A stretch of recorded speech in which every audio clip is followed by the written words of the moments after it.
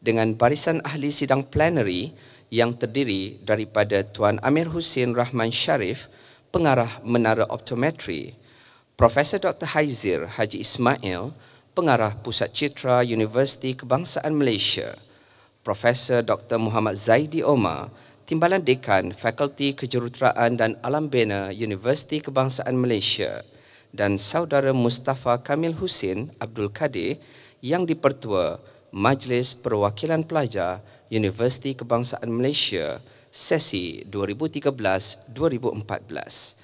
Dengan ini saya menyerahkan majlis kepada Dr. Faizal selaku pengerusi majlis sidang plenary. Dipersilakan Doktor. Bismillahirrahmanirrahim. Assalamualaikum warahmatullahi wabarakatuh.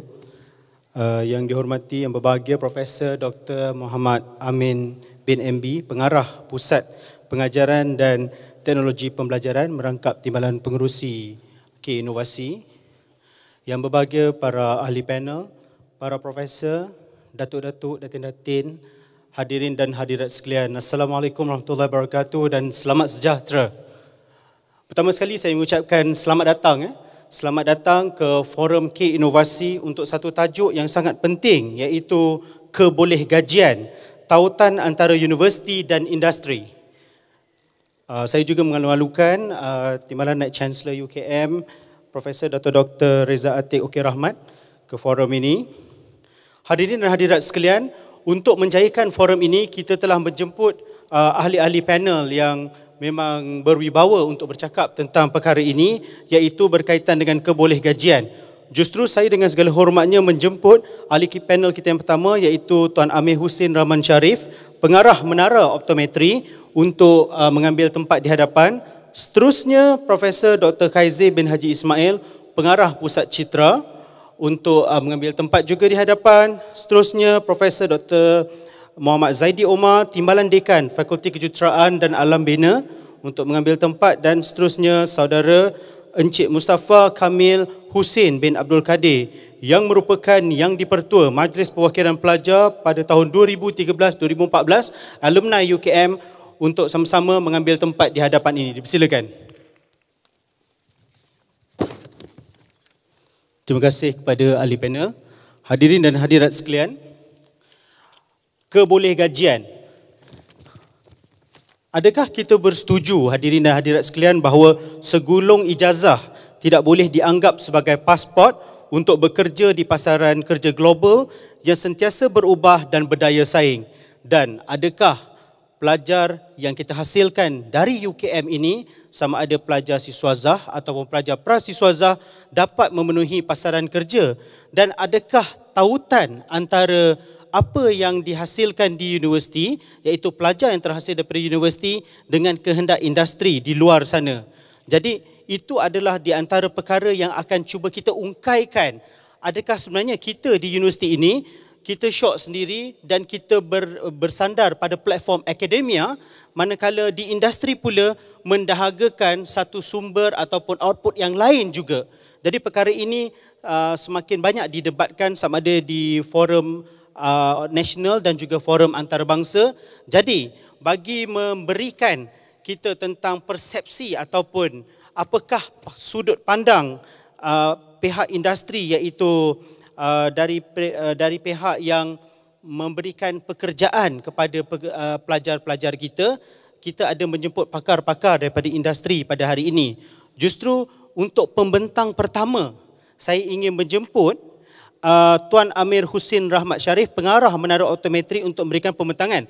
Tetapi sebelum itu, saya ingin memberikan sedikit penerangan ataupun sedikit pengenalan tentang Tuan Amir Hussin Rahman Sharif. Jadi Tuan Amir Hussin Rahman Sharif ni yang ada di sebelah kanan saya ni, beliau merupakan pengarah kepada Menara Optometri. Jadi kepada sesiapa yang berkaca mata pasti mengetahui tentang Menara Optometri. Kepada yang tidak berkaca mata mungkin berkecimpung dalam kanta sentuh juga mengetahui tentang Menara Optometri. Jadi ini merupakan, saya tak perlu nak memperkenalkan tentang Menara Optometri.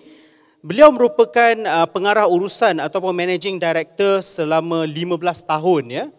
Jadi di mana-mana kita pergi, di kampung, di bandar, kita boleh nampak Menara Optometri, dan merupakan antara kebanggaan UKM juga kerana banyak graduan kita di situ. Seterusnya, Menara Optometri mempunyai satu tagline iaitu Leading Optometry Center di Malaysia. Yang istimewanya Tuan Amir Husin ini, beliau merupakan student ataupun pelajar UKM. Beliau merupakan graduan kita. Sekarang sudah berjaya di industri dan kembali memberitahu apakah sebenarnya yang industri mahukan daripada graduan UKM. Dan beliau merupakan student ataupun pelajar UKM pada dari tahun 1989 hingga 1992. Jadi kepada yang mungkin yang dah lama ada di UKM, ada ketika itu, dan yang baru mungkin boleh mempelajari sesuatu, apakah pengalaman pembelajaran pada sesi 1989 hingga 1992 sehingga kita boleh ada melahirkan pengarah urusan Menara Optometri. Okey, sedikit latar belakang, Tuan Amir Husin Rahman Sharif telah berkahwin dan mempunyai 6 orang anak. Okey, hobi beliau adalah beliau suka naik superbike. Jadi kalau ada yang berminat nak jadi pengarah urusan, bolehlah bermula berkecimpung dengan superbike. Okey, tapi nak berkecimpung dengan superbike pun kosnya ada ya. Dan seterusnya beliau merupakan sesuatu yang kita boleh belajar ataupun menjadi inspirasi daripada Tuan Amir ini adalah beliau sekarang sedang melanjutkan pelajaran di peringkat PhD melalui mod PhD industri di sebuah universiti iaitu di MSU dalam bidang pengurusan. Jadi saya rasa sangat komplit dari segi seseorang untuk memperkatakan tentang kebolehgajian tautan antara universiti dan industri. Seterusnya dipersilakan Tuan Amir Husin Rahman Sharif. Silakan Tuan. Bismillahirrahmanirrahim. Terima kasih Dr. Faizal. Kepada Prof. Datuk Dr. Reza dan Prof. Dr. Muhammad Amin, Datuk-Datuk, Prof. Dr. Tuan-tuan dan puan-puan, Assalamualaikum warahmatullahi taala wabarakatuh. Rabbi syrah li sadri wa yassir li amri wahlul 'uqdatam min lisani yafqahu qawli. Pertama kali saya nak mengucapkan berbanyak-banyak terima kasih kepada pihak UKM kerana sudi menjemput saya untuk sesi K-Anniversary ini. Saya mengucapkan berbanyak-banyak terima kasih.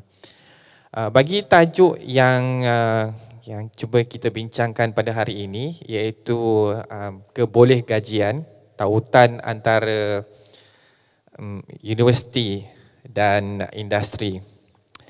Sama ada para graduan dah bersedia untuk bekerja di luar atau tidak. Most probably that's apa yang kita akan cuba bincangkan pada hari ini. Tapi saya tertarik dengan perkataan tautan tu sendiri. Sebab jadi ada 4 perkataan tu. Kebolehgajian mungkin merujuk kepada student, industri merujuk kepada kami dan universiti. Tapi perkataan tautan tu, saya tertarik dengan perkataan tautan tu sebab dia mengimbaskan kembali kenangan saya semasa berada di UKM. Tujuan kita datang ke universiti ini memanglah untuk mendapatkan our formal education. Maknanya apa yang kita nak belajar. Ada orang nak jadi engineer, ada orang nak jadi doktor perubatan dan bermacam-macam bidang lain lagi. That's the formal education that we get from the university. Dan kadang-kadang secara tak langsung, yang tak formal tu yang menjadikan kita teringat balik pada universiti. Yang tu yang saya maksudkan dengan tautan tadi. And then masa saya student dulu, I was not really a good student lah. Memang I was really not a good student. A lot of my lecturers and friends can testify to that. Masa saya tahun pertama, masa tu saya di Sains Hayat. Ada satu lecturer yang saya cukup suka. Nama lecturer ni kalau mungkin ada, mungkin tak, saya tak pasti sama dia ada dekat UKM lagi. Nama doktor ni Dr. Abdul Aziz Bidin. Dr. Abdul Aziz Bidin. Dia ni saya suka perwatakan doktor ni sebab dia macam, bolehlah you katakan macam a proper Malay gentleman. Dia macam kelakar tak kelakar, serius tak serius, tapi the way he teach menyebabkan you tertarik pada dia. Okay. One thing about Dr. Azizbidin ni, dia boleh menjadikan dia ajar subjek botani. Just imagine botani. Botani ini membosankan lah sebenarnya. Okay. I'm being very honest with you. Okay. Membosankan. Tapi dengan gaya dia tu, dia boleh menjadikan subjek botani ni satu subjek yang sangat menarik. Maknanya semua orang suka bila dia mengajar subjek botani. Okay. Maknanya seorang doktor mengajar satu subjek yang orang tak suka, tapi dia berjaya menjadikan subjek tu semua orang suka. Okay. That's one thing I learned from Dr. Azizbidin ni.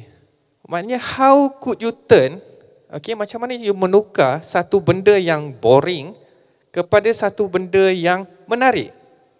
That's yang saya maksudkan dengan informal education yang saya dapat daripada Dr. Azizbidin. That's apa yang kita cuba terapkan, menyebab persediaan kita untuk keboleh gajian tadi. Maknanya salah satunya ialah menjadikan sesuatu yang boring kepada sesuatu yang sangat-sangat menarik. Okey, tak salah saya dia ada dia punya pusat paku pakis dekat sini rasanya. Okey, that's the first incident. Second incident, masa saya tahun kedua, at that time saya dah macam orang kata not really focusing on my study lah, put it that way. Okay, I'm being very honest with you again. Tak berapa fokus. So saya gagal satu mata pelajaran. So dalam optometri ni, kalau you gagal, you tak boleh naik tahun. Maknanya, okay, saya kena repeat. Maknanya saya kena repeat 1 tahun untuk satu subjek. Okay. So sepanjang 1 tahun tu, saya kena repeat satu subjek. So lepas tu, dekan Fakulti Perubatan, sebab masa tu optometri di bawah dekan Fakulti Perubatan. Nama dekan tu Profesor Datuk Khalid Abdul Kadir. So dia pun panggil saya jumpa dia. Saya pun masuk lah, mungkin lah sebab saya gagal datang. So saya pun duduk depan dia. Dia senang aja, dia was very straightforward. Saya duduk depan dia, dia tengok file saya, dia selak. Lepas tu dia tanya, you nak belajar ke you tak nak belajar? I was so surprised. Very straightforward. Ramai lagi orang kat luar sana yang nak belajar, nak ambil tempat you ni. Okay, that's the second thing I learned about. Maknanya benda yang saya belajar ialah from Prof Khalid tadi ialah you kena berdisiplin rupanya. That's the thing yang I have learned from him. Maknanya apa-apa benda yang you kena buat ni, you kena berdisiplin. Okay, things that I have learned from Yustin, maknanya bukan formal, tapi it really tertanam dalam my head that you need to be disciplined. And then third incident again, pasal yang saya tak dapat naik tahun tadi, kena jumpa ketua jabatan pula. Nama dia Prof Nohani. Okay. This is an action. Tapi alhamdulillah lah, it happened to me. Benda tu membuka mata saya. So Prof Nohani ni dia tengah jalan, dia bawa buku. So I was sitting down, dia nak jumpa saya. Dia ambil buku tu, dia hempar depan saya. Saya pun terkejut. That's really, kata. And then saya accept benda tu as like macam motherly action. Maknanya they were all concerns towards me. And then easy, dia kata, you are not committed at all. So that's the third thing I have learned. If you want to do something, you really need to be committed. So this is yang saya maksudkan tadi, benda-benda yang tak formal tapi yang orang kata bertautan, yang still sticks to my mind. Maknanya macam Prof Azizbidin tadi, you need to enjoy, but you have to be disciplined and you need to be committed to whatever you're doing. So this is the few things that I have learned yang membolehkan where I am today and hopefully can be better for tomorrow. Okay, that's a bit of like macam saya nak explain perkataan tautan tadi. Mungkin terlebih explain kot rasanya. Okay.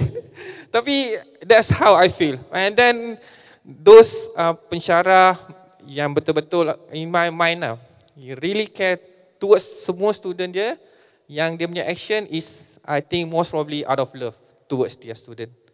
Okay. Okay, now I think I need to have my slide.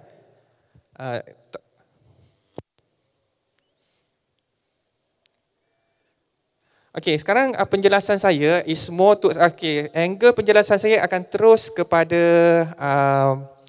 bidang optometri itu sendiri. Okey. Saya sorry. Oh, alamak. What should I do? Okey. Saya akan jelaskan sedikit tentang situasi semasa. Okey, saya akan terangkan sedikit tentang industri. Okey. Untuk membolehkan kebolehgajian, okey, maknanya sebelum industri menggaji pekerja, maknanya industri itu sendiri mestilah industri yang stable, berkembang. Maknanya tak logik lah kalau macam industri itu sendiri nak tertutup and then you menggaji orang, maknanya you menganiaya orang tu lah. So this is a bit about the industry. Okay, ini yang Prof Amin tanya tadi pasal how good the industry. Saya saja je tulis kecil-kecil. Okay, the industry untuk eye care ni, okay, adalah satu industri yang berkembang. Okay, and okay, kenapa kita masuk dalam industri ni? Senang aja, because of the money. Habis cerita orang buat duit, orang masuk bisnes senang aja. I'm not going to lie to you. Okay, kita masuk bisnes ni memang nak buat duit, nak buat profit. Okay, there's no other way about it. Yalah, kita nak provide service, all those things, yes. Tapi end of the day, business senang aja, you nak buat duit. Okay, and then kita masuk business tu kalau ada duit. Kalau tak ada, tak payah masuk. So at the moment, the business itself is worth 1.3 billion. Okay, so a lot of money to be allocated around. And setiap tahun, the business grow by 10%. So setiap tahun. And bagusnya tentang bisnes optical ni, dia macam resist kepada keadaan ekonomi. Okay, maknanya apa jadi pada keadaan ekonomi pun, end of the day people still wear glasses. So that's the good thing about our industry ni lah. Okay, now,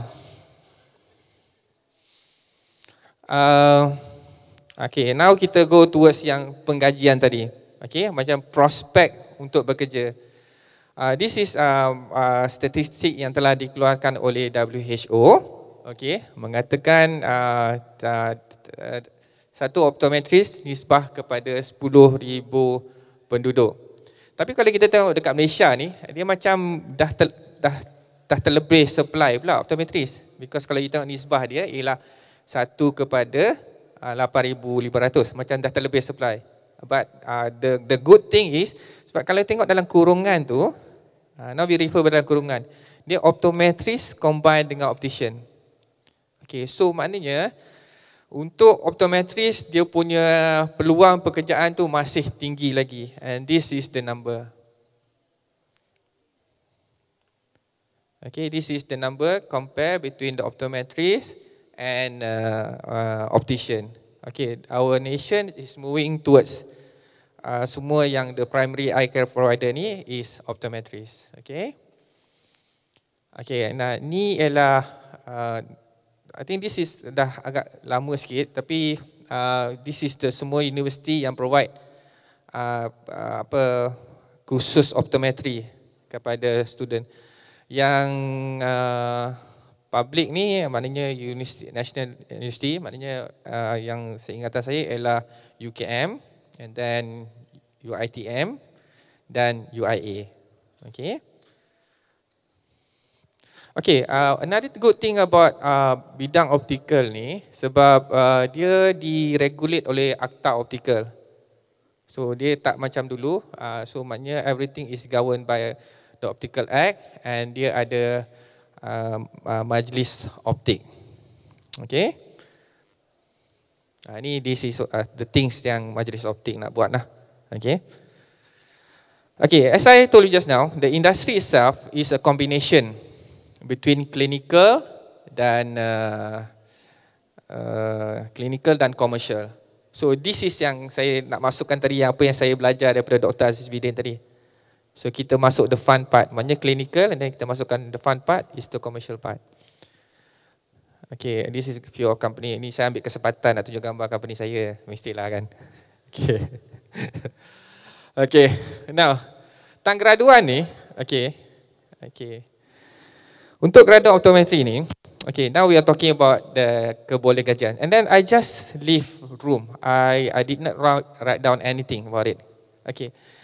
Menara optometri ni kita boleh consider sebagai salah satu syarikat yang paling banyak mengambil graduan optometri UKM. Okay, kalau tahun-tahun dulu dalam 50% sebab dia dalam satu batch pelajar optometri ni dalam 20 to 30 people. So last time kita akan ambil dalam 10. Okay, more or less like 1/3 from graduate optometry akan bekerja dia. So this is my own evaluation terhadap graduan optometri ini. Okay, optometri ini sendiri ialah satu bidang yang berkembang. Okay, so kebanyakan pelajar yang keluar actually lebih kompeten berbanding dengan senior-senior mereka yang lepas. So that's the good thing about our optometry graduate ni. So compare to, katalah contoh saya graduate tahun 92. Okay, maknanya the competency of pelajar yang keluar 20 years after me is much better than me compared to last time. Okay, sebab one of the factors yang consider is the clinical skill, number one, and number two is the equipment that being used. So maknanya just imagine because katalah 20 tahun lepas equipment yang kita guna ialah 20 years ago. Dah tak berapa efficient compared to now. So that's the reason why dari segi clinical expertise the student today are much better than the past senior. So now the senior macam kita orang kalau yang kami yang tak malu sikit ni we would actually learn from the juniors. Okay? Tapi okay, as I mentioned just now, bidang ni we have to adapt to the market condition. So the market condition require the student to be service oriented. That's one thing yang really need to be focused. Okay, that's most probably adalah the concern of the industry. Because apa yang kita belajar di universiti ialah clinical. Okay, and how do you apply your expertise so that you can be actually service oriented. Okay, this dia dua benda yang berbeza. Okay, so this is the thing yang we try to provide some trainings. I think ada gambar kot training. Kita ada collaboration dengan leading ophthalmic company. Macam ni, this is Essilor. Okay, Essilor is one of the leading ophthalmic lenses in the world. So they have their own academy. So we send our employees to Essilor. Okay, and then they gain knowledge. Essilor ni bagusnya bukan saja dia terangkan tentang product knowledge, but at the same time they explain to you how to manage customer and things on. Okay, this is our own training room. Okay, this is the dispensing. Okay. Okay, as I tell you just now, so maknanya komponen untuk graduan tadi, saya bahagikan pada dua komponen. Satu, the clinical expertise yang saya memang tak risau langsung, whereby I know that they are very good at. So menara optometri cuma provide orang kata the guide for them to be more well versed untuk customer management. And satu lagi, biasalah kalau student yang baru keluar, dia punya leadership quality tu is a bit lacking. Okay, because they have not actually grasped the idea of like macam accountability, responsibility, and how should you make yourself orang kata be more orang kata result oriented to the company. Because I said just now, kalau macam business, end of the day, akhirnya yang penting ialah turnover to the company. So this is the thing that yang kita emphasize to the fresh graduate. Okay. Selain daripada itu, kita ada juga maklumat. Selain daripada menggajikan fresh graduate tadi, kita juga, okay, this is ada sedikit yang kata tautan tu. Kita pernah buat collaboration dengan UiTM. Okay, and then this is the few things yang kita pernah agree dengan UiTM. This is just untuk sample. Okay, dan salah satu lagi yang kita bagi peluang ialah kita beri peluang. Ini untuk memperlanjutkan career dalam company. Kita juga memberi peluang kepada optometrist untuk mencuburi bidang perniagaan melalui program franchise. Okay, selain daripada mempertingkatkan career dalam company, So ada yang nak berdikari dan independen, so kita bagi peluang kepada graduan untuk mencuburi bidang perniagaan. Okey, itu sahaja. Sekian. Assalamualaikum warahmatullahi taala wabarakatuh.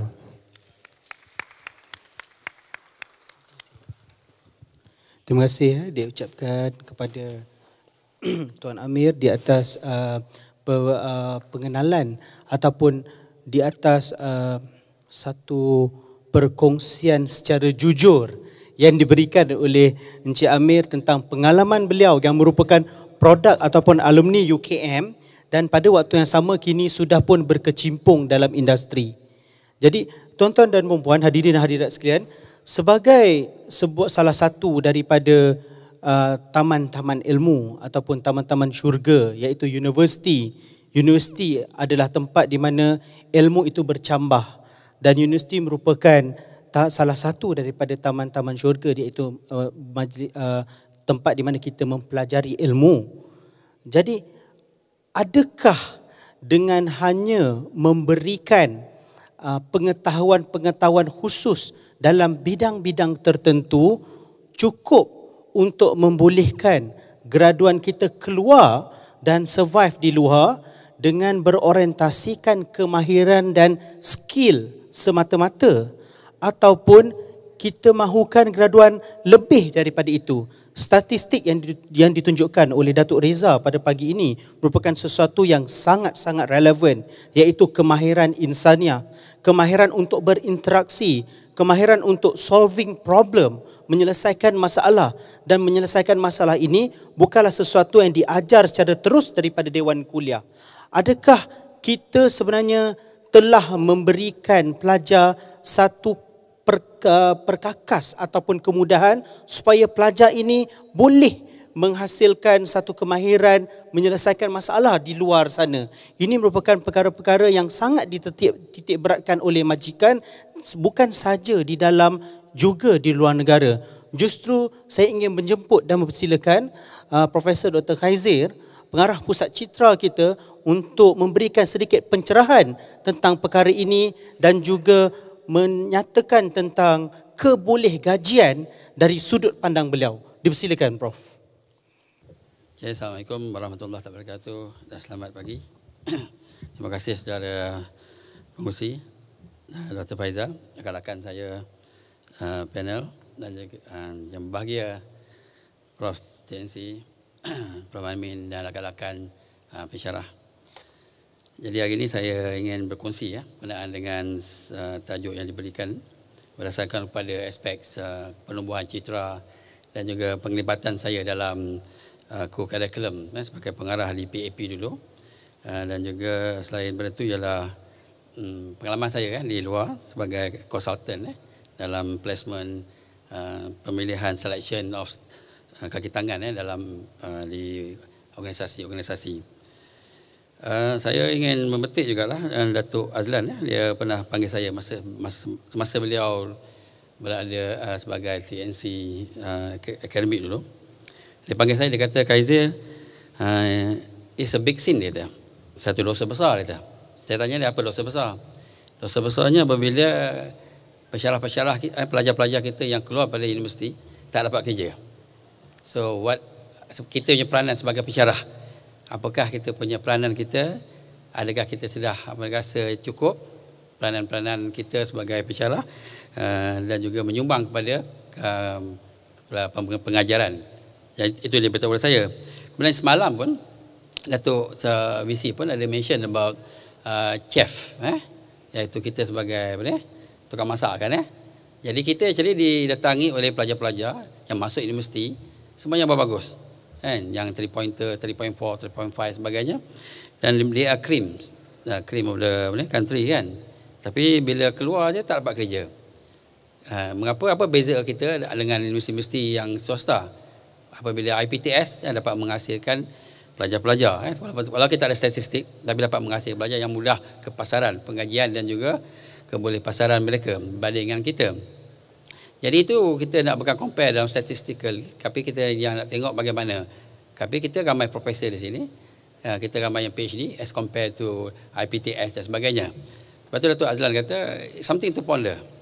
Because of that lah kata Datuk Azlan dan juga our former VC Tan Sri berkata we had to do something. Kita kena fikir satu ialah menyediakan menu-menu, menyediakan kurikulum kita yang bercorak, yang lebih fleksibel dan juga lebih interaktif sebagainya. Kerana berdasar kepada kajian-kajian juga mendapati bahawa pelajar-pelajar ataupun individu-individu yang punya IQ yang tinggi, kan dikatakan dalam aspek psikologi itu pun 20% yang diterima untuk to be hired, 20%. Manakala EQ-nya kadang untuk promotion wise. Jadi sebab tu kata we are looking for that 80%. Dan juga kajian-kajian dulu pun yang dibuat oleh KPT menunjukkan bahawa universiti antara UKM juga one of the paling rendah juga pencapaian dia soft skill pelajar dalam aspek keusahawanan, CTPTS iaitu critical thinking dan juga problem solving. Selain pada itu penggunaan bahasa Inggerisnya less than 40%, penguasaan bahasa Inggeris pertuturan iaitu kita antara yang terrendah. Dan juga apabila kita belajar perkenaan titas, kan belajar perkenaan dengan etnik perhubungan, tetapi pelajar kita bila satu bilik duduk sama ada berbeza etnik pun tak boleh, tapi dapat result yang A. Jadi itu antara yang dipikirkan, kita kena rombak, kita kena fikirkan bagaimana. Selain pada itu, semalam pun Datuk kata about chef kan. Jadi sebenarnya dengan kita punya seminar ni, kita punya pengajaran kita kena tengok juga. Jadi sebab itu dalam PAP dulu ditubuhkan, antaranya ialah untuk memberi kemudahan, flexibility pada pelajar-pelajar. Pelajar-pelajar yang ada kebakat, seperti saudara Kamal kita, pelajar bekas YDP ataupun pemimpin pelajar.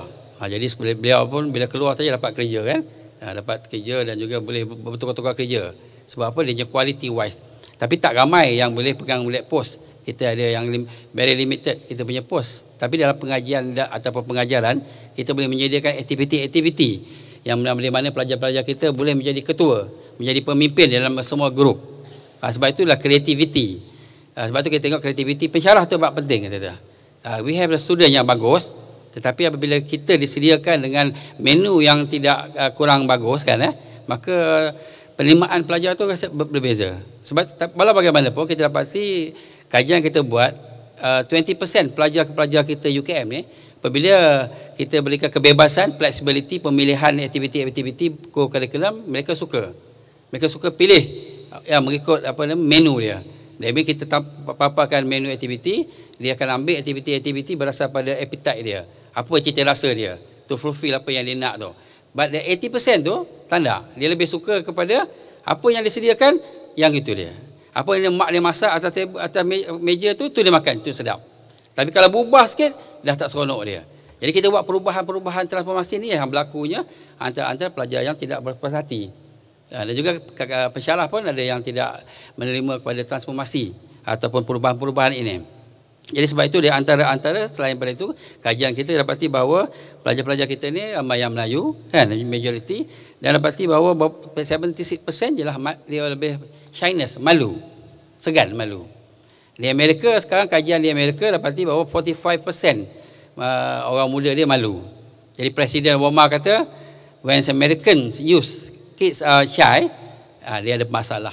Sebab apa? Amerika ni kena bos, kena ke depan dan sebagai arrogant sebagainya. That's why how they treat the youth of American. Jadi walau bagaimanapun kita dapati keusahawanan pun kajian kita dapati bahawa pun rendah. Jadi antara ciri-ciri keusahawanan ialah kreativiti, inovasi sebagainya. Jadi kalau tak ada ciri-ciri ini agak sukar. Jadi sebab itu dia kata antara yang kita dapati bahawa pelajar-pelajar yang masuk ke universiti juga menjumpakan satu alam persinggahan antara 3 hingga 4 tahun atau 5 tahun. Jadi kemasukan life dalam universiti pun penuh dengan new experience. Masuk duduk di hostel, keadaan hostel, perjumpaan dengan rakan, kursus baru, tempat-tempat sebagainya. Dan ini merupakan settlement ataupun setengah pelajar memerlukan 3 bulan, 4 bulan, 1 semester, setahun pun ada. 3 tahun pun tak settle lagi. Kan ada yang quick lari pada universiti, tukar meja, ada yang tak sesuai, ada yang take on life, bunuh diri sebagainya pun ada. Nah, jadi oleh kerana apa, kebijaksanaan dia punya dalam aspek penyesuaian. Jadi sebab itu dia katakan kita perlukan menyediakan tempat dalam 3 tahun tempat dia duduk ni, kita perlukan sediakan tempat yang kondusif bagi dia. Sebab itu apabila pemikiran ini berlakunya ialah apabila our top management memikirkan perlunya ditubuhkan kurikulum ataupun citra. Citra ini antara satu lain saya pinjamkan laporan ini daripada my colleague, iaitu my former rakan Prof Kam, kajiannya yang telah dilidkan oleh Prof Datuk Noor Azlan sendiri, iaitu validasi ataupun feedback daripada stakeholder dari luar. Sebelum kita tubuhkan citra ni, kita nak melihat apakah masyarakat, apakah industri, apa yang kehendak-kehendak daripada luar, daripada industri. Antara contohnya mereka melihat ialah memetabatkan bahasa Melayu, kan, amat penting. Jadi it's not to say that budak-budak kita keluar boleh cakap bahasa Melayu yang baik. Bukan itu saja. Kerana personality, kan, bila kita menguasai bahasa Melayu, dia membawa kepada pengajian dan juga pada passionate, kan, bahasa membawa budaya dan sebagainya. Dan itu dia katakan, kan, kadang-kadang bersikap tata cara yang baik, bersopan sebagainya. Ini antara ciri-ciri dalam bahasa Melayu. Ini di antara yang diminta oleh pihak badan-badan daripada badan kerajaan dan juga badan berkanun. Mereka memberi feedback, iaitu pelajar-pelajar UKM memerlukan this is the quality yang mereka memerlukan. Antara tadi bahasa Melayu. Selain pada itu memerlukan dia punya tugasan ataupun latihan industri lebih kurang 3 bulan tak cukup, 4 bulan tak cukup, mungkin 6 bulan. 6 bulan. Selain pada itu, syarikat-syarikat swasta juga mengatakan bahawa gabungan teori dan praktikal dalam pengajaran pembelajaran diperlukan, iaitu terlalu banyak tugasan-tugasan. Sebab tu kadang kita tengok satu SRT ataupun satu kredit is equivalent kepada 40 national hours. Preparation pelajar kadang terlalu heavy di fakulti, di college sebagainya. Dan sebab tu setengah syarikat mengatakan bahawa pelajar-pelajar kita ini bila banyak tugasan-tugasan, peperiksaan sebagainya, assignment, maka tiada masa untuk berfikir. Tiada masa untuk to get together dalam aktiviti-aktiviti sebagainya. Ini antara feedback-feedback yang telah diberikan oleh pihak luar. Dan selain pada itu, dia kata pensyarah juga, setengah pensyarah, academically they are good, but pengetahuan, pendedahan tentang luar ataupun pendedahan di kilang atau di industri itu, so mereka, macam saya pernah kerja di luar 6 tahun. Selain pada itu, saya masih juga membuat consultancy. Jadi bila saya involve dalam pengajaran sebagai pensyarah, boleh bawa pengetahuan dan juga pengalaman bersama dengan pelajar. Jadi itu yang dikatakan pensyarah dan pelajar perlu banyak berinteraksi, membaca ataupun mendapatkan ilmu-ilmu yang terkini sekali. Selain pada itu, didapati bahawa syarikat-syarikat multinasional mengatakan bahawa pelajar-pelajar yang baru sekarang ialah pelajar-pelajar generasi Y yang masa kini. So kita perlukan, universiti perlukan menyediakan aktiviti-aktiviti yang bercorakkan kepada kehendak ataupun dia punya kemahuan dan sebagainya. Selain pada itu, praktikal berbanding dengan teori, perlulah keperluan melibatkan practitioner, kan? Practitioner daripada luar untuk datang, mungkin memberi pengkongsian ataupun menggajikan, ataupun to rekrut orang luar yang lebih berpengetahuan sebagainya. Selain pada itu, mereka melihat UKM perlu tahu brand sendiri. Sebab itu Datuk pernah cakap, kalau boleh kita nak mengeluarkan dan menghasilkan pelajar ni, sebelum pelajar habis saja, orang dah booking dah. Seperti kereta pun bila model belum keluar lagi, tutup dalam kain pun, orang belah dah booking dah. Kita nak macam tu the extent. Sebelum pelajar kita keluar saja. Macam zaman dulu 2-3 tahun dulu, belum keluar lagi, tahun 2 tahun 3, ramai daripada luar dah grab kita punya pelajar-pelajar kita. Jadi selain pada itu, daripada NGO, daripada ibu bapa, what's the feedback? Ialah itu kemasyarakatan pelajar. Pelajar perlu ada engagement di luar, community based. Apa yang kita buat di teori, service learning contract dan community engagement. So pelajar-pelajar kita pun perlu menyumbang kepakaran mereka ataupun pengetahuan mereka berfungsi dengan baik sebagai ahli masyarakat. Sebabnya dia katakan field work itu perlukan di-engagekan selain pada di industri, perlu juga diberikan peluang kepada pengalaman digunakan untuk tugasan-tugasan bersama dengan masyarakat. Ini antara skill-skill kemahiran-kemahiran yang diperlukan. Jadi oleh kerana itulah antara feedback-feedback itu citra ditubuhkan untuk memenuhi ataupun untuk menjawab soalan yang dikatakan kepasaran pelajar. Satu pengusi kita melihat bahawasanya kadang persepsi. Kadang kita kata pelajar-pelajar UKM, pelajar Melayu kan contohnya yang tidak ada kualiti sebagainya. Kadang kita tengok kajian itu merupakan satu persepsi saja, persepsi. Tapi sebenarnya tidak, sebenarnya tidak. Kalau kita tengok pada baru ini pun saya rasa Datuk TNC pun telah bentangkan data yang terkini di dalam Senate mengatakan bahawa kepasaran pelajar kita telah meningkat.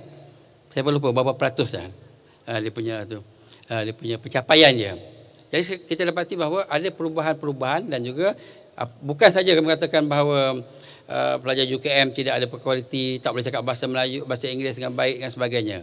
Tapi sebab itu dia kata, tapi kita perlu jadikan itu sebagai satu cabaran, sebagai pensyarah. Sebagai Datuk beritahu semalam, as a chef, macam mana kita nak attract.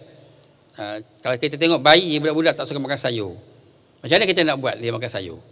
Kan, kadang ibu bapa kena kreatif. Kan, dia pinggan letakkan carrot tu hidung dia ke mata sebagainya kan, kadang main-main pusing-pusing tu baru makan sebagainya kan, sebab nak tarikkan pada baby atau bayi itu untuk makan makanan yang berlezat. So sama juga kepada kita pensyarah kan, dan juga kita sebagai warga pensyarah di UKM ni perlu memikirkan bagaimana pengajaran kita. Sebab tu di learning contract contohnya telah diperkenalkan di co-curriculum dulu 8 kredit. Dapati bahawa pelajar banyak yang menggunakan, pensyarah pun banyak menggunakan landasan itu untuk mendapatkan antara pendedahan-pendedahannya. Jadi sebab itu saya rasa antara-antaranya inovasi ataupun kreativiti kita dalam pengajaran. Jadi sebab itu dikatakan pelajar-pelajar kita memang dikatakan universiti is a life untuk mereka dalam penghidupan mereka di college, di fakulti dan juga di berpersatuan.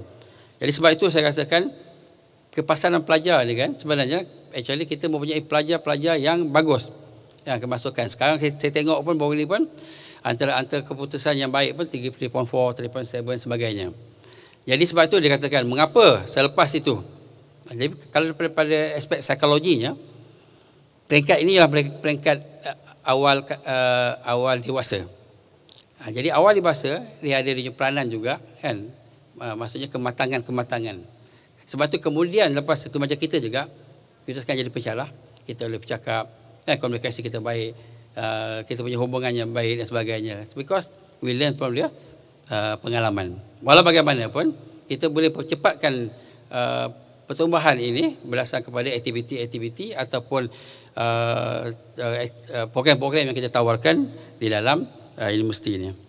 Sebab tu yang pengurusi saya dapati bahawa memang saya menjadi satu cabaran kepada universiti untuk menghasilkan. Sebab tu Datuk Najib dia pernah cakap, dia kata parent daripada Kelantan, seorang Melawi Getah, dia kata anak dia 2 orang pinjam duit PPTN masuk ke universiti sebab tak nak anak dia jadi penawar Getah. Jadi masuk universiti, keluar universiti 3 tahun, dia 2 tak dapat kerja. Jadi dia kata dia meragui kebolehan universiti untuk mengeluarkan kan anak-anak bangsa untuk kerja di makan gaji ataupun boleh buat better life living daripada Melayu Getah. Sebab tu dikatakan bahawa universiti memainkan peranan penting untuk mengeluarkan. Jadi sebab tu saya rasa dengan transformasi, dengan perubahan-perubahan kepada apa yang kita jadi sekarang di universiti ni, jadi kita patut kena ambil kesempatan untuk mewujudkan. Jadi saya pun ambil kesempatan kat sini sebagai pengarah citra, maka kita kena bantu, kena ada rasa rasa ingin menyumbang. Okey. Jadi mungkin kita ada beberapa masalah, tapi sekiranya kita dapat bersatu kan membantu pelajar-pelajar kita, utama sekali saya rasa insya-Allah pelajar-pelajar kita nanti lebih dia punya demand akan lebih baik kan, daripada sekarang ni. Saya rasa 20 minit dah sampai kan, insya-Allah.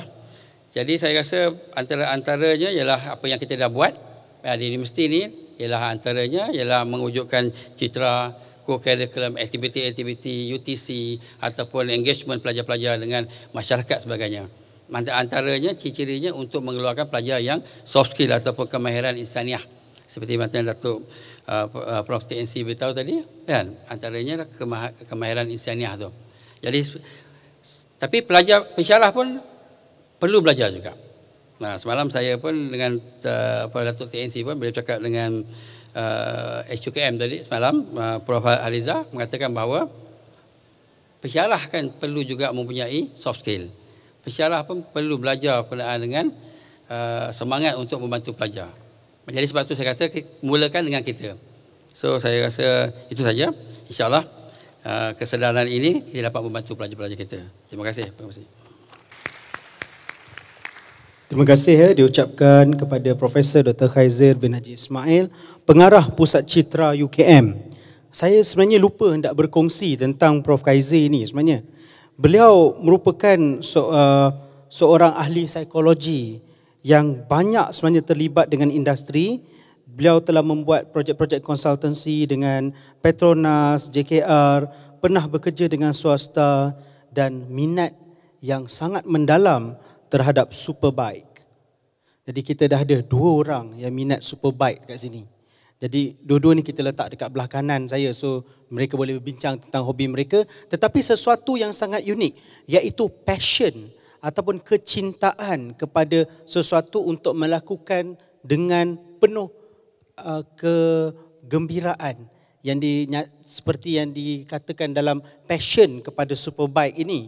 Ini maknanya adakah pelajar kita juga mempunyai satu passion terhadap bidang yang dipelajari.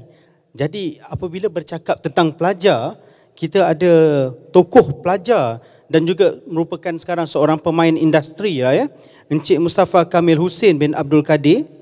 Beliau merupakan yang dipertua Majlis Perwakilan Pelajar UKM pada tahun 2013 dan 2014, dan beberapa kali beliau dan juga pensyarah-pensyarah beliau yang beliau temui di luar sana menyatakan, suruh saya cakap bahawa beliau merupakan alumni kepada Fakulti Kejuruteraan dan Alam Bina. Betapa bangganya fakulti terhadap beliau. Alhamdulillah dari jabatan JKMB nanti dia akan bagi tahulah nama penuh dia. Okey, siapakah beliau? Beliau merupakan yang dipertua Majlis Perwakilan Pelajar ataupun PMUKM dululah ya. Sekarang merupakan Regional Project Engineer di syarikat MHE DMAC, merupakan syarikat Jerman yang merupakan pembekal kepada crane bagi teknologi dan juga industri pesisir pantai ataupun offshore oil and gas. Beliau merupakan graduan UKM pada tahun 2014, graduate dengan degree yang baik, dan beliau juga masih bujang. Jadi itu perkara-perkara yang saya perlu highlightkan sebab kita nak tautkan dia dengan industri. Baiklah, saudara Mustafa ya, saya ingin bertanya seperti mana yang Profesor Khaizir menyatakan bahawa adakah satu persepsi bahawa graduan UKM ini merupakan graduan yang tidak mempunyai nilai kebolehpasaran dan kebolehgajian seperti mana yang dikendaki oleh industri? Adakah benar bahawa adakah ianya satu fakta ataupun sekadar persepsi bahawa graduan UKM tidak boleh berbahasa Inggeris, di mana bahasa Inggeris telah dikenal pasti sebagai bahasa untuk mencetuskan potensi di alam pekerjaan di luar sana?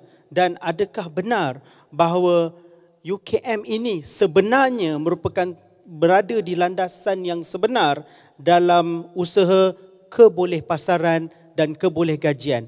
Pandangan daripada seorang pemain industri dan juga pandangan daripada seorang bekas pelajar. Dipersilakan. Terima kasih kepada pengurusi majlis.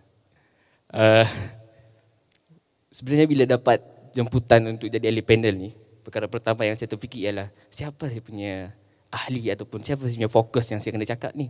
Bila dia cakap tarikh pada 12 Februari, ini cuti ni.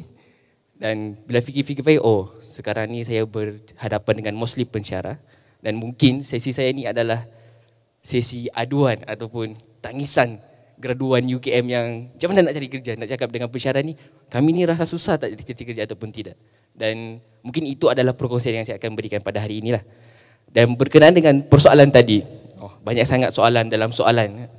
Persepsi, boleh tak guna bahasa Inggeris, susah tak nak dapat kerja. Saya akan kongsikan dalam dalam persembahan saya. Tapi untuk menjawab soalan tu, susah untuk dapat kerja, saya pun tak tahu nak cakap macam mana. Tapi rakan sekelas saya lah, Jabatan Kejuruteraan Mekanikal, kursus mekanikal, paling last dapat kerja tahun lepas bulan 12. Dan sekarang ni kami semua dah dapat kerja. Saya tak tahu ke mana satu yang salah. Mungkin untuk mechanical tak ada masalah, tak tahulah untuk yang lain. Tapi that's the fact lah. Dan ada kawan-kawan saya yang dapat kerja 4 orang sebelum menghantar tesis lagi dia dapat kerja. So maybe ada certain perkara yang kita tak dapat tengok lagi. Tapi this is the bright side lah tentang apa yang berlaku dalam UKM sebenarnya. Tentang bahasa Inggeris tu saya tak pasti. Tapi pengalaman saya melalui sesi temuduga, dulu saya pernah ditemuduga oleh sebuah syarikat ni, tapi syarikat tu tak nak ambil saya bekerja, tak apa. Tapi the things yang berlaku ialah bila saya bercakap, kami communicate dalam bahasa Inggeris, cakap, tiba-tiba dia stop saya. Awak dulu study dekat UKM? Yes, saya study dekat UKM. Saya terkejut lah, kenapa awak boleh cakap bahasa Inggeris lah? Tapi dalam hati, okey, jahat juga orang yang temuduga ni, begitu buruk persepsi terhadap UKM. Kami dalam UKM ada kursus-kursus yang ditawarkan untuk meningkatkan penggunaan bahasa Inggeris dan sebagainya. Dan sebagai seorang pelajar, ini adalah individual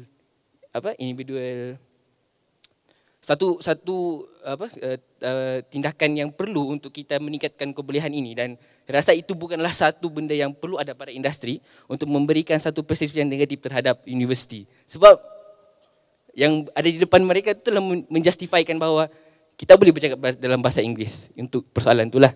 Dan saya akan kembali kepada saya punya pembentangan. So kalau kita tengok dalam slide ni, kebolehan tautan antara universiti dan industri. Saya masih sayangkan UKM. Saya letak logo UKM. Dan ini adalah company saya lah. Dan saya berterima kasih kepada company saya sebab masa saya dapat tawaran untuk menjadi ahli panel ni, saya cakap dengan bos saya, bos, saya dapat jemputan untuk jadi ahli panel dekat universiti. Bos saya terkejut, betul ni, betul. Jadi awak nak cakap pasal apa? Saya nak cakap pasal company lah bos.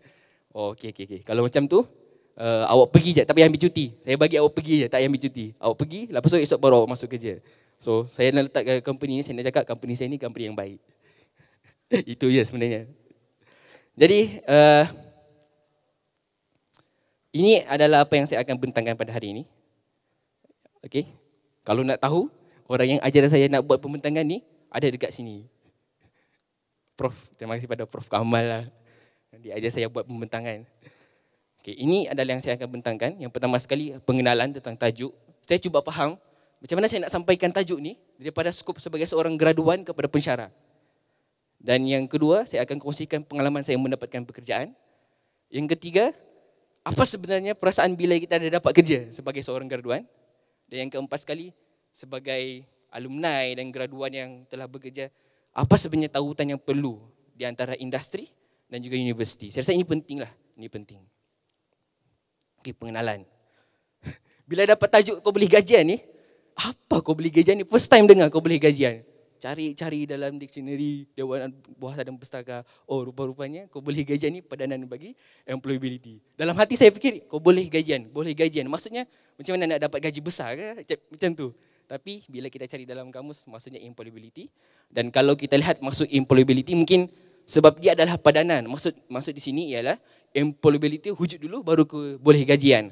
So maksudnya, untuk kita extract masuk kau boleh gajian yang sebenar, ialah kita kena lihat daripada tarifan dalam bahasa Inggeris. Dan di sini ada refer to a person capability for gaining and maintaining employment. Ataupun di sana ada knowledge and skill seperti mana yang telah diterangkan oleh Prof Khaizir tadi ataupun Encik Amir. Dan selepas ni mungkin Prof Zaidi pun akan bentangkan sedikit. Saya tak akan cakap tentang statistik, macam mana mendapatkan pekerjaan, peluang saya rasa di hadapan saya ini pakar dalam membina seorang student yang mahir dalam untuk mengenerate potensi diri. So saya tak akan cakap. Tapi apa kaitannya dengan tajuk? Tautan antara universiti dan industri. Saya melihat tajuk ni merupakan indikator salah satu benda penting untuk meningkatkan employability. So maksudnya bila tautan di antara industri dan universiti itu baik ataupun banyak ataupun luas, maka potensi untuk sebuah graduan daripada universiti itu untuk mendapatkan pekerjaan adalah tinggi.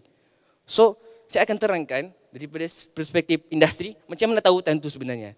Dan itulah saya letak persoalannya, apa tautan yang macam mana, bagaimana. Dan ini menarik sebab selama saya belajar 4 tahun, saya tak pernah didarahkan tentang benda ni. Dan sekarang baru dia graduate last year kan, tak tahu, sekejap je. So, pertama sekali saya akan ceritakan tentang pengalaman saya mendapatkan pekerjaan. Selepas saya hantar tesis, saya mendapat temuduga 4 kali peluang temuduga selepas sebulan. 3 company multinational, 1 company local. So, this company local adalah company yang pertama kali saya bekerja sebagai R&D engineer dekat SEDA, satu agensi untuk kereta di bawah Kementerian Teknologi Hijau.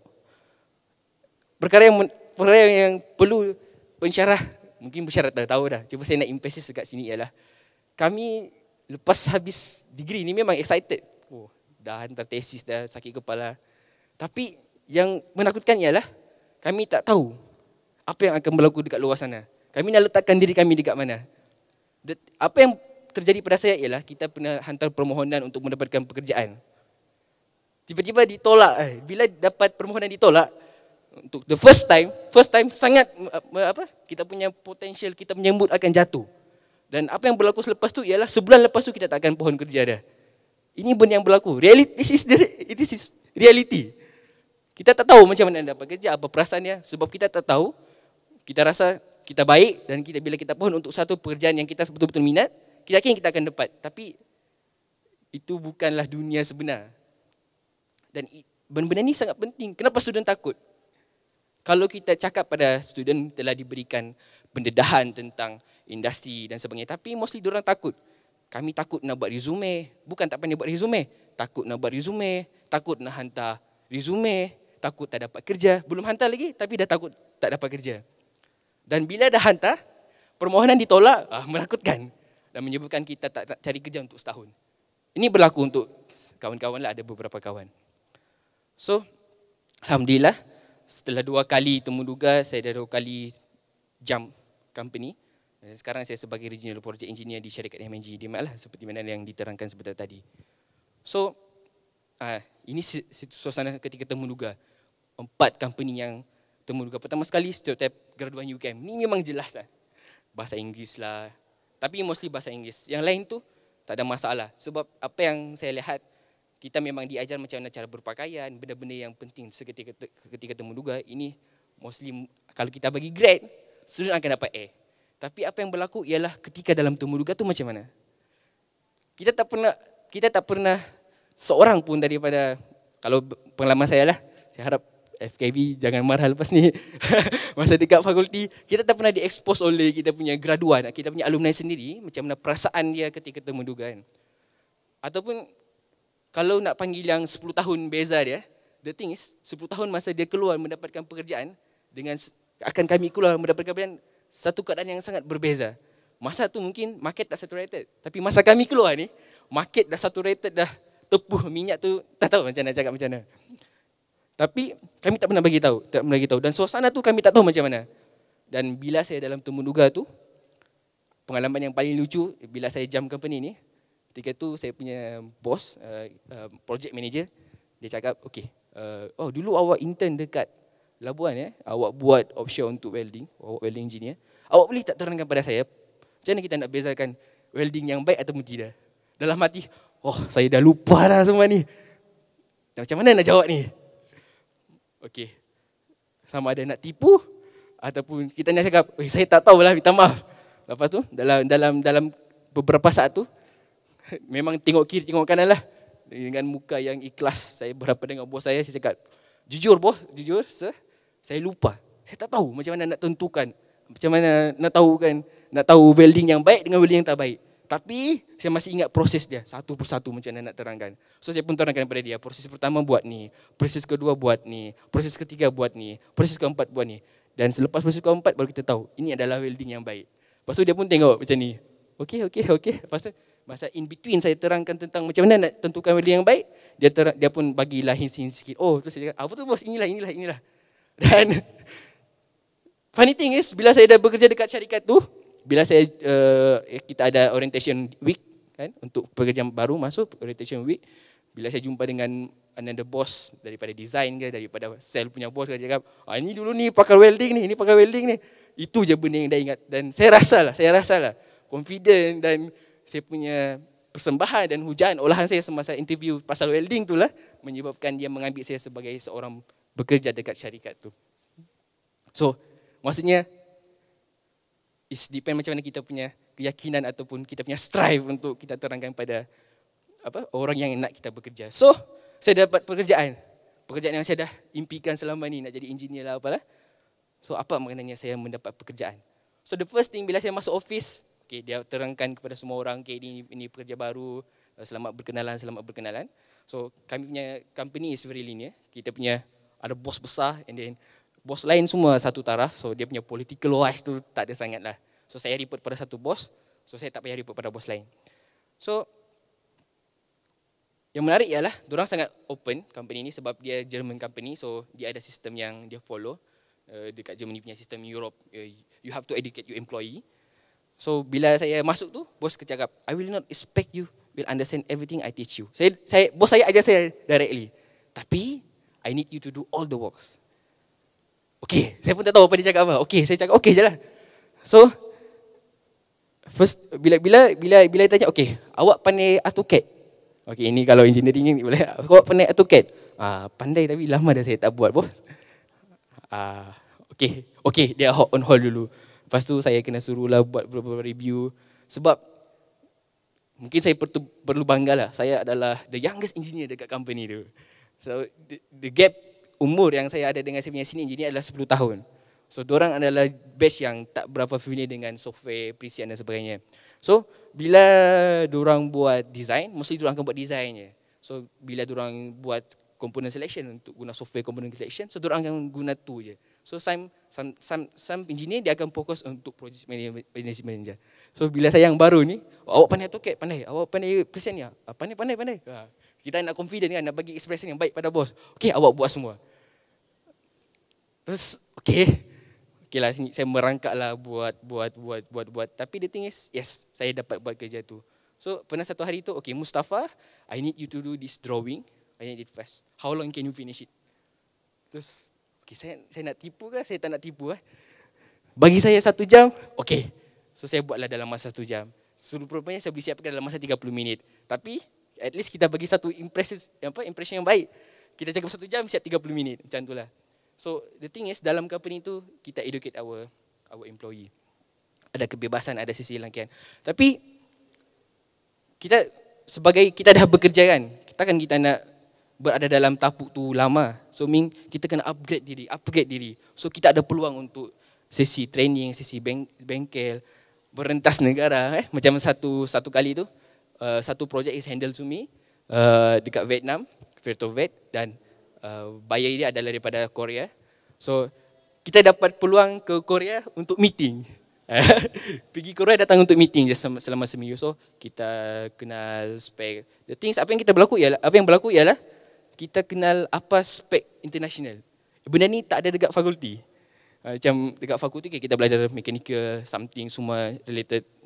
Tapi the thing is, kalau kita tahu standard, national standard kan, dalam industri oil and gas misalnya, kalau student tu ada tahu ni kan, so maksudnya dia dah bersedia untuk masuk dalam untuk ceburi bidang ni. Same case with another industry lah. Kalau kita familiar dengan industri tu punya common standard, international standard, mungkin dalam autometry pun ada international standard. So means student tu dah dapat capture dah apa yang dia nak buat dalam industri tu. Dan macam tadi menggunakan persen maju. Dan apa yang saya teruja dalam company ni ialah kita nak cakap graduan kita tak kompeten. Saya ada 5 senior dekat sana, semua graduan UKM. Kita ada 1 assistant manager and then another 3 senior project engineer. dan satu orang lagi design engineer. Dan bila orang cakap, oh you universiti mana dulu? Saya UKM. Oh, you punya senior, project assistant manager. Mana satu lah, saya pun tak kenal, tapi diorang kenal. So nak cakap ialah, wise, kita punya graduan sangat berkompeten dekat luar sana. So, apakah tautan yang perlu wujud antara industri dan juga universiti? Kalau saya melihat tautan yang sebenarnya perlu wujud adalah, dah wujud dah. Tapi macam mana kita memperanankan supaya alumni itu menjadi jambatan di antara universiti dan industri. Kalau kita fikir, alumni UKM ni ada 30,000, 300,000. Diorang dah cover banyak industri dekat Malaysia ni. Even ada yang pergi Singapura, even ada yang pergi Australia. Macam saya adalah satu cabang industri dalam oil and gas. Ada lagi banyak kawan-kawan saya industri oil and gas tapi different part. Ada industri otomotif. Dan kalau kita dapat memperanankan alumni ini, hubungan, sebab alumni secara indirectly kita dah tautan dengan universiti. Mungkin susah untuk kita panggil alumni untuk balik, alumni yang dah 10 tahun bekerja. Tapi what about alumni yang baru dapat kerja? Mungkin satu peluang berkongsi dengan pelajar yang dalam kelas yang tak tahu apa-apa tentang mendapatkan pekerjaan, tak tahu apa-apa tentang industri. Seorang design engineer yang baru keluar daripada UKM dapat bekerja sebagai seorang design. So dalam kelas AutoCAD, so panggil alumni ni, cakap dekat student tu, okay, macam mana saya nak membina karakter sebagai seorang design engineer. At least dia boleh terangkan cabaran-cabaran yang jelas. Macam mana nak jadi seorang design engineer. It's not about playing AutoCAD all the times. Itu benda yang saya realise lah. Dan saya pernah kena komen, kalau you engineer, you tak tahu kita punya software, kita punya proses, you just a draft person. So rasa macam okay, so maksudnya ada something benda yang perlu kita belajar selain daripada wise dalam bidang perisian ni. Apa impak dia? Bila kita dah ada tautan yang baik di antara alumni dan industri, mahasiswa akan lebih memiliki skop dan persiapan yang perlu untuk mendapatkan pekerjaan. Dan kita ada skim employer referral. Maksudnya di sini, dalam company saya lah, dan saya rasa company ini pun ada, seseorang itu berhak untuk macam kabel, istilah jahat dia kabel, ataupun merujukkan seseorang kepada company itu untuk didapatkan pekerjaan. Dan benda ni yang paling menarik ialah, sesiapa yang merujukkan setiap individu untuk mendapat peluang kerja dalam company itu, akan mendapat sedikit commission daripada orang yang masuk tu. Ini adalah benda baik. Maksudnya di sini, industri sebenarnya galakkan untuk kita bawa orang-orang yang kita kenal. Kenapa kita kenal? Kita tahu dia boleh buat kerja, kita tahu dia boleh contribute something kepada company. So why not try? Kalau dia dapat bekerja, so company akan bagi commission kepada orang yang dah jadi permanent staff dekat company itu. So mungkin ini maklumat yang lama, tak tahu baru ataupun lama, tapi at least bagi saya, just kita pegang alumni je, satu tautan yang sudah wujud lama, kita memperanankan semula mereka, macam mana hubungan yang baik dan sebagainya, macam mana kita nak letak, kita akan mampu memberikan banyak peluang kepada graduan kita untuk masuk bekerja lah. Contohlah kalau dah 30,000, ada satu company besar, ataupun even dia bukan memiliki company itu, tapi dia mampu membawa banyak lagi graduan UKM untuk masuk dalam syarikat tu. Kalau tak dapat masuk syarikat tu, sekurang-kurangnya pelajar tu ada overview. Okay, dia tak nak masuk company ni, tapi dia well known about that industry. So bila dia datang interview, dia tahu apa yang dia perlu buat, apa yang dia perlu sediakan, dan dia tak perlu takut once dia dah bekerja. So itu je daripada saya. Sekian dan terima kasih. Assalamualaikum warahmatullahi wabarakatuh. Waalaikumsalam warahmatullahi wabarakatuh. Terima kasih diucapkan kepada Encik Mustafa Kamal Hussein ya, di atas pandangan yang dilontarkan. Dan kalau Presiden Persatuan Mahasiswa ni kita bagi dia mikrofon, dia memang boleh cakap lama. Seterusnya, hadirin dan hadirat sekalian, saya ingin memperkenalkan ahli panel kita yang keempat pada hari ini, iaitu Profesor Dr. Muhammad Zaidi. Profesor Dr. Muhammad Zaidi ini merupakan Timbalan Dekan Fakulti Kejuruteraan dan Alam Bina. Beliau banyak terlibat dalam usaha-usaha untuk menerapkan kemahiran kebolehgajian graduan kejuruteraan. Kalau kita lihat dari latar belakang, Prof Zaidi sendiri adalah Prof Zaidi pernah bekerja di SIRIM dan juga pengalaman akademik Prof Zaidi dari Imperial College London, seterusnya Masters di Loughborough University di Sheffield, PhD dari University Sheffield dalam bidang mechanical material engineering ya. Jadi kita merasakan bahawa Prof Zaidi ada sudut pandang dari aspek antarabangsa dan sekarang merupakan timbalan dekan di Fakulti Kejuruteraan dan telah lama berkecimpung dalam bidang pendidikan, dalam bidang kejuruteraan ini. Kami daripada forum ini ingin menyatakan sejauh mana sebenarnya di UKM ini, mungkin Prof Zaidi boleh memberikan contoh di Fakulti Kejuruteraan, kita telah menerapkan keupayaan kebolehgajian.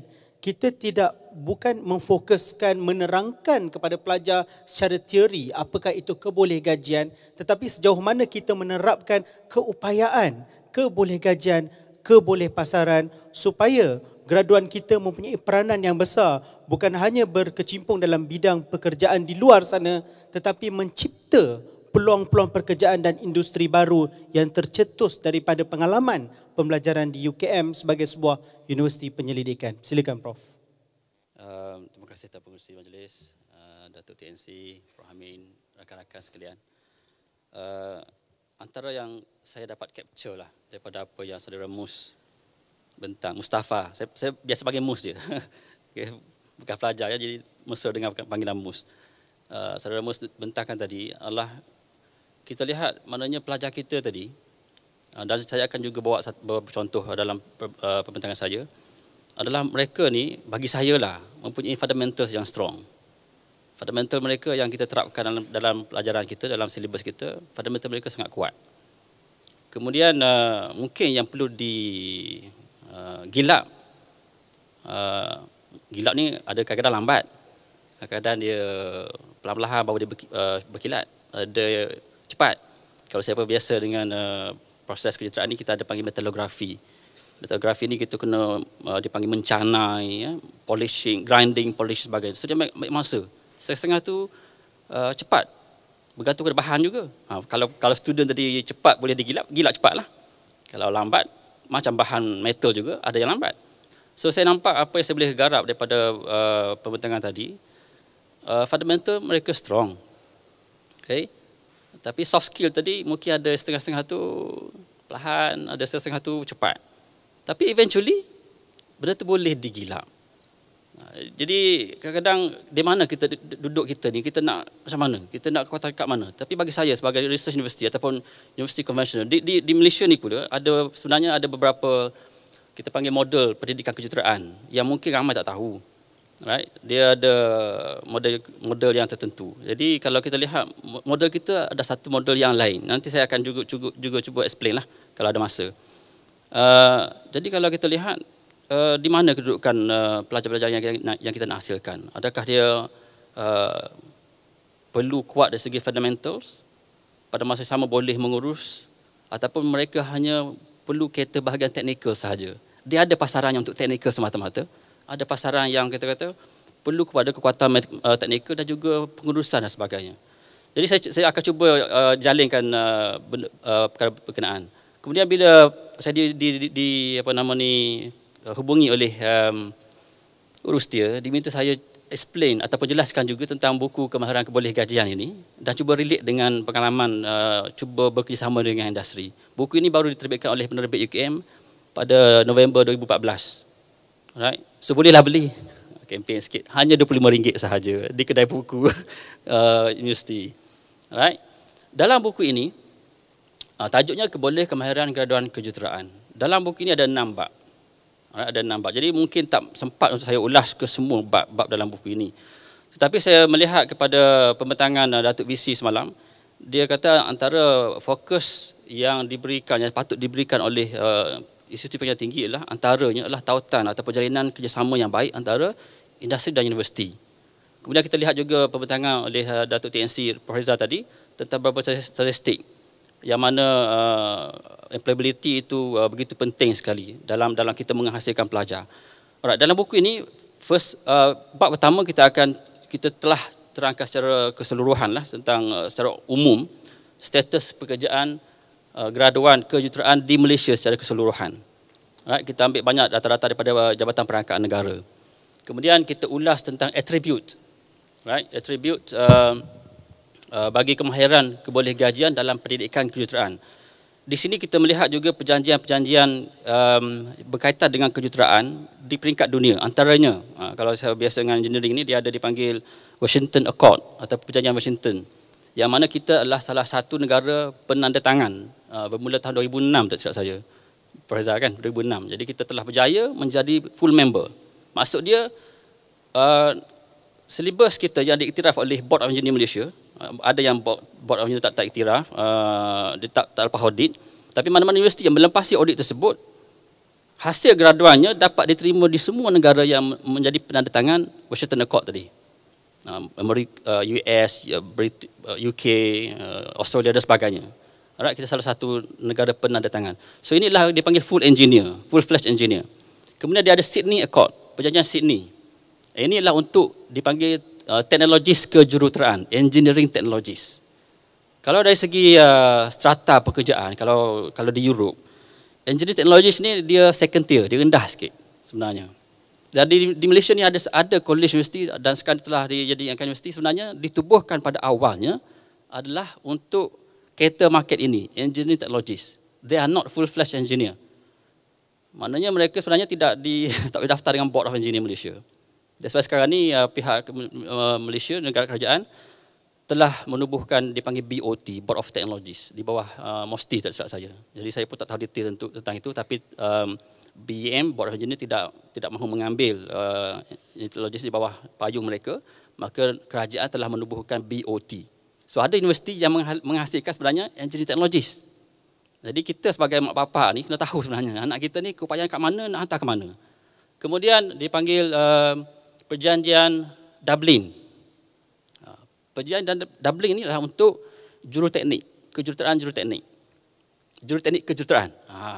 Dia rendah sikit. Jadi ada level-level yang berbeza. Nak ulas antara ketiga-tiga ini, macam kita kata bezanya macam kita belajar taksonomi Bloom lah. Ada level-level tinggi, level rendah kan. Jadi yang Washington Accord ni taksonomi Bloom paling tinggi sekali. Kemudian kalau saya nak guna bahasa mudah nak bezakan apa itu engineer, right, dengan mekanik for example. Kadang-kadang kita yang bukan engineer kita keliru. Mana-mana yang baiki kereta itulah engineer tu cakap. Betul tak? Kan? Lepas tu kalau kami ni sebagai engineer kejuruteraan tak tahu pasal baiki kereta, apa engkau ni? Ajar engineering. Baiki kereta tak kerti, tak pandai. Memanglah kami tak pandai baiki kereta sebab kita tidak menghasilkan mekanik. Mekanik kereta itu tak payah masuk degree, tak payah masuk universiti, dia buat sijil je. Dia masuk Tanjung, Tanjung pula. Dia masuk mana-mana institusi yang train mereka tu, dia boleh jadi mekanik. Apa kerja mekanik? Okey, dia check enjin rosak. Piston tu rosak dia kata. Okey, tukar piston. Dia mahir tukar piston. Kami tak kerti nak tukar piston. Tapi kami design piston. Kenapa piston tadi panjang sekian? Kenapa dia design dia bentuk macam curve dan sebagainya? Apa bahan yang nak digunakan? Kenapa bukan bahan A, kenapa bahan B? Kenapa dulu orang pakai cast iron, sekarang pakai aluminium alloys? Macam mana boleh berlaku perubahan daripada cast iron ke aluminium alloys? Itu kerja kami. Tapi nak baiki tak kerti sebab kami tak diajar begitu. Engineer kami, yang kami ajarlah asas tadi. Tapi kalau mereka nak jadi mekanik, tak nak jadi engineer, senang je pergi ajar 6 bulan dapat jadi mekanik. Tapi asas mereka tadi ada, dah 3 tahun, 4 tahun di sini. Itu dia sebenarnya kekuatan kita. Kekuatan engineer daripada UKM ni. Beza, jadi kita nak capai apa? Kita nak pasaran apa? Itu kadang saya pun confuse, kita nak capai apa sebenarnya? Kita nak pasaran apa? Kalau di Jerman, mereka telah ada satu kajian, mungkinlah saya pun tak tahu detail, mungkin ada kajian mereka. Kenapa di Jerman, kalau dari segi engineering, dia ada dipanggil Applied University. Applied University adalah untuk cater bahagian engineering technologies tadi. Dan pasaran mereka di sana besar bahagian engineering technologies. That's why bilangan universiti yang dipanggil Applied University lagi banyak daripada universiti yang dipanggil universiti konvensional. Sebab pasaran mereka macam tu. Apakah pasaran kita? Ada tak kajian yang menyatakan kita perlu sekian-sekian ramai juruteknik, sekian-sekian ramai teknologi kejuruteraan ataupun engineer? Kalau ada kajian tersebut, dan kita boleh design. Berapa ramai sepatut dikeluarkan. Itu saya ulasan lah, panjang jadi ulasan pula. Semangat. Tapi secara ringkas dalam bab 2 kita ada terangkan tentang beza antara perjanjian-perjanjian yang ada. So belilah buku tersebut kalau nak faham lagi tentang keadaan-keadaan yang ada, dan terutamanya untuk anak-anak kita. Sebab saya pernah dihubungi ataupun didatangi oleh pesara-pesara kita juga, nak hantar anak dia kat mana.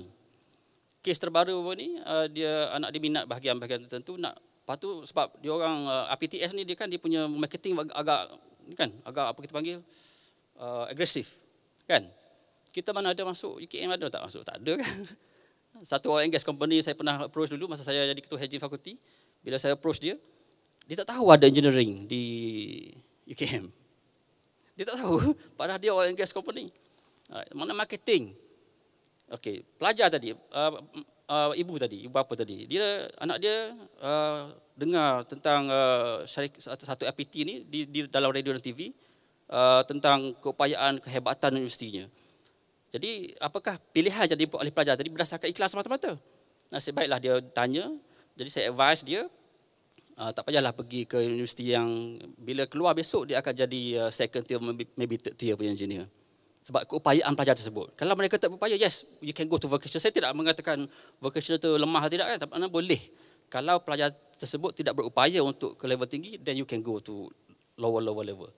Okey, kemudian bab 3 adalah tahap kepuasan dan kepentingan atribut kejuruteraan berdasarkan persepsi majikan.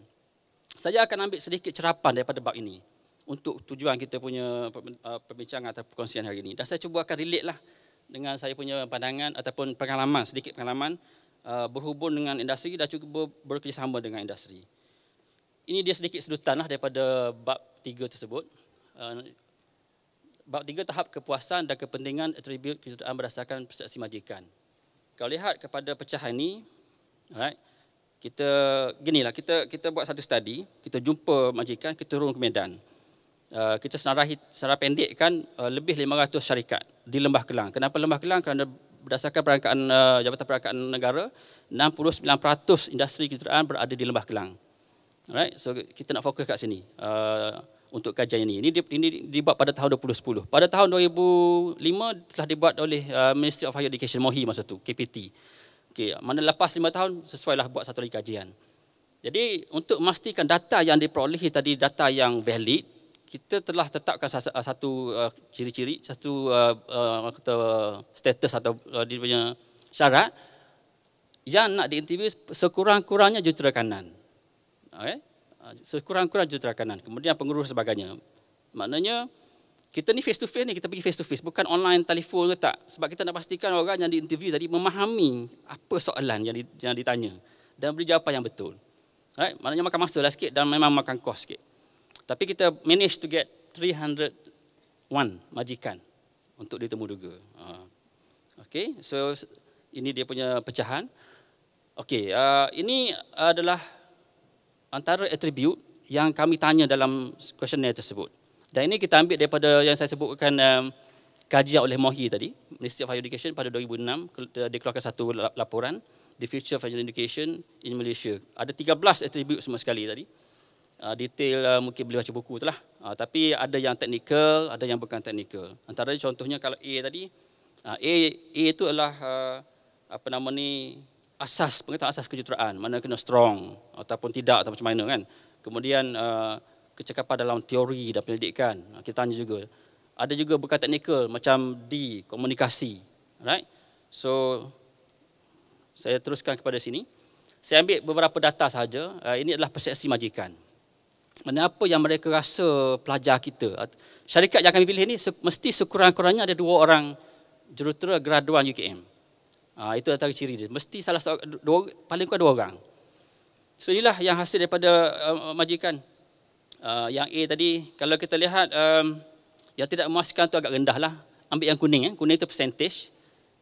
Kalau yang A tadi 7% dia tak perhati. Alright. And then 17% untuk B and so on. Tapi kita kena juga kita nak capai bar mana, kita pun tak tahu kan. Tapi just untuk melihat kepada data ini, bolehlah kita fikir kalau kita nak menaikkan percentage bahagian yang memuaskan tadi kan. Contohnya A, 17% saja bagi very high mark kepada asas pengetahuan and so on. So ini untuk technical, kemudian ini untuk bukan technical. Alright, ini untuk bukan technical. D itu komunikasi. Tak tahulah, saya pun susah nak interpret. Adakah 37% itu baik? Atau kalau kita gabungkan memuaskan dengan agak memuaskan tu dah jadi berapa tu? Lebih kurang 88%. Adakah itu baik? Kemudian yang tak puas hati itu 12% dari segi communication. Jadi kita pun susahlah, tapi untuk melihat data tersebut untuk memperbaiki boleh kita gunakan. Tapi nak capai berapa? Apa dia punya sandaran? Apa dia punya ukuran? Okey. Walau bagaimanapun, saya nak kongsi komen ini. Ini komen daripada seorang pengurus besar syarikat. Syarikat pembekal komponen otomotif bertaraf antarabangsa. Kita telah banyak buat kerjasama dengan syarikat ini beberapa tahun dan ada MOU pun dengan UKM. Kita supply pelajar industri. Kalau ada masalah-masalah tentang production mereka pun datang jumpa kita bagilah pandangan kita, tak berbayar pun. Right? So dalam beberapa pertemuan, saya ambil satu komen yang diberikan oleh GM tersebut, pengurus besar syarikat tersebut. Bila saya tanya tentang performance ataupun macam mana dia puas hati tak dengan pelajar kita, dia kata ginilah, ada kalangan secara umum ada kalangan jurutera lepasan UKM ni, mungkin pada awalnya dilihat secara umum agak pemalu, dia kata. Mula-mula masuk, kurang menyelah mungkin dari segi komunikasi. Tetapi akhirnya disebabkan asas pengetahuan kita yang kuat, dia akan terkehadapan jika dibandingkan dengan lepasan universiti lain. Itu dia sebut dalam syarikatnya. Sebab benda itu boleh digilap. Tapi asas pengetahuan selama 4 tahun tadi, itu foundation dia. Itu dia punya asas dia. Bercakap ni siapa boleh kan? Boleh bercakap. Gilap boleh bercakap. Boleh berhujah, boleh berdebate sebagainya. Dilatih. Boleh insyaAllah. Okay? Tetapi kalau foundation tak ada, jual helio, jual apa? Jual benda-benda mengarut lah. Tipu je kan? So yang asas tadi. That's why Mus kata dia nak cakap betul ke dia tipu. Dia cakap betul. Sebab dia lupa dia ada asas tadi. Masa saya grad dulu, saya juga diinterview oleh Proton.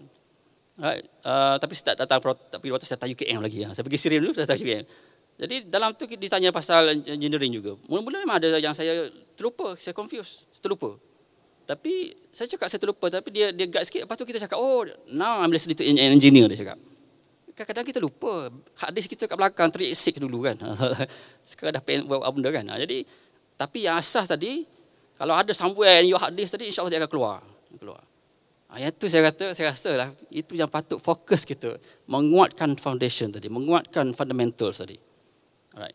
Ini yang GM tadi sebut, mana life, the real testimony.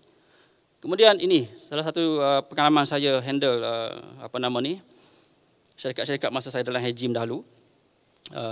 Ini tak silap saya satu mesyuarat yang mereka datang ke sini, masa tu di bawah PHI. Jadi PHI minta saya handle pertemuan dengan beberapa industri. Saya sebut syarikat oil and gas lah, saya tak nak cerita syarikat apa kan. Tapi syarikat selalu datang ke universiti, ke kita, untuk cari pelajar. Tengok cara dia buat. Saya ambil ringkasan terus pada, saya nak data ni, tapi dia tak bagi. Masa mesyuarat, okey, akan send you email, dia tak akan bagi punya. Dia present data dia. First, dia buat dalam proses rekrutmen dia, 400 orang pelajar dia saring melalui phone interview. Pelajar kena, seluruh Malaysia ni, bukan UKM saja, seluruh Malaysia. Diminta pelajar-pelajar ataupun bakal graduan hantar CV melalui email. Dia saring, dia ambil 400. Dia buat phone interview. Kemudian ditapis lagi. Dia buat 2 hari kerjaya. Lebih kurang 100 orang dia ambil. Jadi pelajar kita saya ingat dalam 40 orang tak silap. Seluruh, bukan engineering saja ni, seluruh. Ada daripada ekonomi lah, macam-macam. Seluruh dia ambil. Kemudian tengok akhirnya berapa dia ambil. Seorang saja dia ambil. Sebab mungkin dia ada resources. Tapi yang pentingnya adalah pelajar kita. Pelajar FKAB. Ini tak silap saya tahun 2010 atau 2011.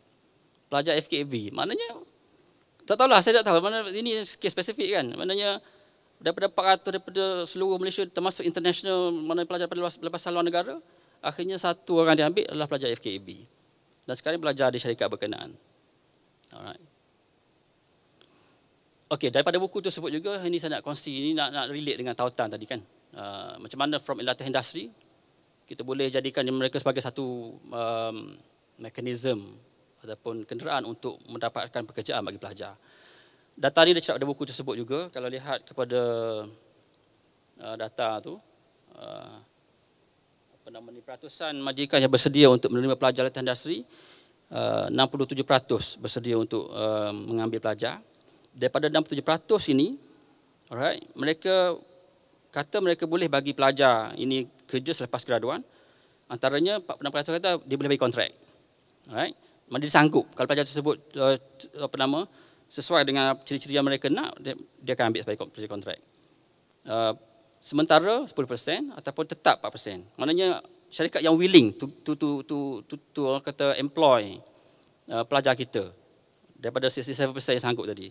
Kemudian bila kita tanya dia apakah faktor-faktor mereka mengambil pelajar industri, itu dia yang kita berikan tadi, iaitu tanggungjawab sosial dia kata. Kemudian melatih pelajar proses azhar. Kemudian dia kata sebagai tenaga buruh yang berguna, hopefully bukan cheap labor lah.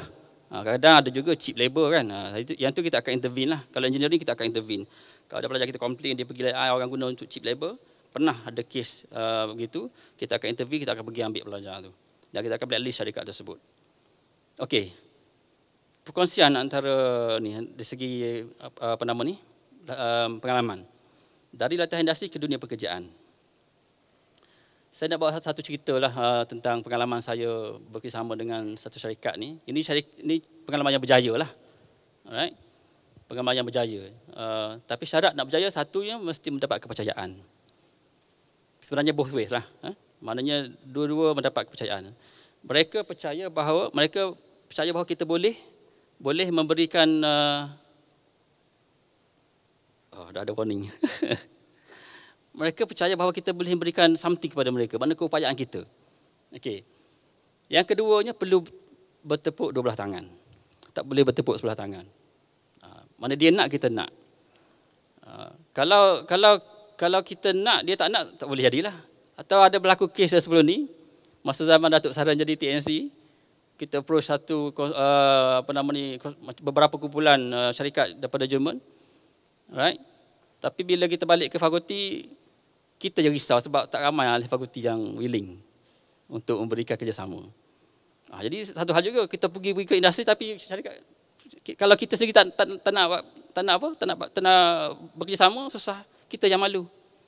So mesti bertepuk dua belah tangan. Okey, untuk syarikat ini apa yang kita buat, macam contoh yang berjaya lah daripada latihan industri ke pekerjaan, kita hantar pelajar ke syarikat ini untuk latihan industri. Kemudian sebelum dia tamat latihan industri, saya pergi berjumpa dengan bos company tersebut dan cuba explain kat dia apakah dia dipanggil projek ilmiah tahun akhir. Dan kalau boleh disambung, dikembangkan daripada latihan industri tadi kepada projek ilmiah. Sebab kalau engineering ini, kalau ada unsur-unsur ini, EAC, board yang mengawal kita tadi sangat-sangat mengkehendaki kalau boleh ada unsur-unsur masalah industri dalam pengajaran kita, pelajaran PMP kita. Alright, tetapi kita sebagai masyarakat kena buat kerja lebih sikit. Sebab dia orang ni dia tak tahu. Yang dia tahu, okey, kalau dia ada masalah, katalah research kan. Research ni macam-macam jenis research. Ada yang short term research. Mana dia nak solve problem dia sahaja, mungkin 6 months punya research. Itu yang saya buat masa SIRIM dulu. 6 months contract research sahaja. It's not really research pun. Basically you got product ada defective something, ada imbalance of whatever, and then you design counterbalance. That is not really research lah kan. Tapi itu bagi syarikat itu research, nak solve problem dia. Okey, kemudian FIP ni, final project ni, pelajar hanya ada 2 semester sahaja. Kalau engineering 2 semester sahaja, first semester 4 kredit, second semester 4 kredit. 14 weeks per semester. Kemudian ada kuliah-kuliah lain lagi. Mana ada masa mereka untuk buat full time? Jadi expectation syarikat tu perlu kita explain. Dia mungkin ekspektasi tinggi. That's why kadang-kadang bila kita tanya soalan, dia bagi persepsi rendah. Sebab dia ingat persepsi dia lain. Miscommunication di situ. So we have to do some work there. Explain kat dia, okay, kalau FYP ini dia punya scope. Apa saya buat, saya setuju dulu dengan tajuk dia berikan. Kemudian saya explain kemudian. Dan dia faham, okay, dia kecilkan scope. Kalau you nak dalam masa 6 bulan, okay, you can go to pakar runding whatever, kita akan engage kerja-kerja tersebut, you pay us lah. Kalau you nak macam projek yang lagi panjang sikit, okay, masters boleh, by research or PhD. You can send your student atau your employee buat PhD and so on.